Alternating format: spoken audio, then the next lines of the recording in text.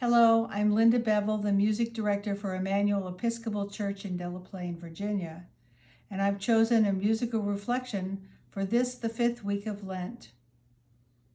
I read this week that Christians have been in a Lenten season since last March, when the pandemic severely restricted our lives and painfully suspended attending church and almost everything else. It surprised me to compare this past year with Lent.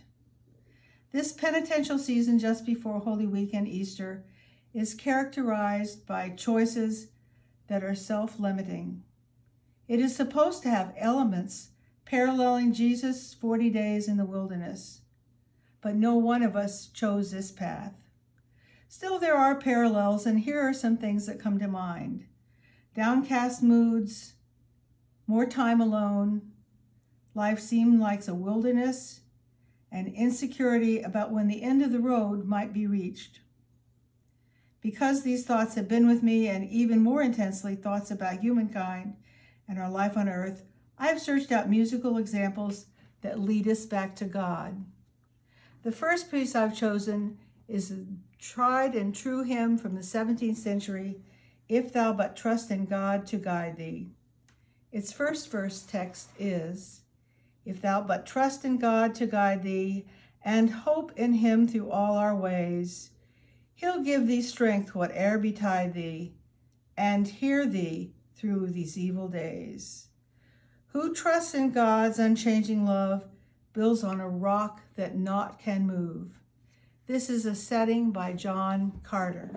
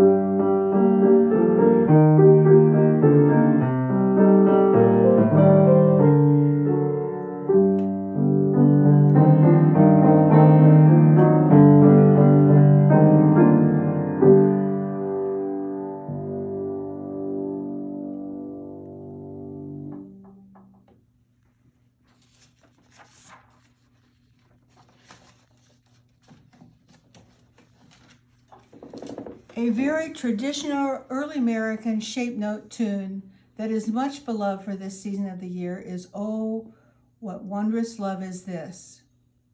In thinking of this piece this week, I thought of the Serenity Prayer. I'm sure you know the first verse of the Serenity Prayer, but I was surprised to discover it has a bit of length to it. It is attributed to Reinhold Niebuhr.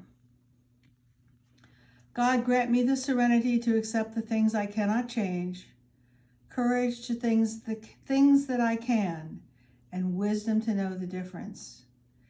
Living one day at a time, enjoying one moment at a time, accepting hardship as the pathway to peace, taking, as he did, this sinful world as it is and not as I would have it, trusting that he will make all things right if I surrender to his will, that I may be reasonably happy in this life and supremely happy with him forever in the next.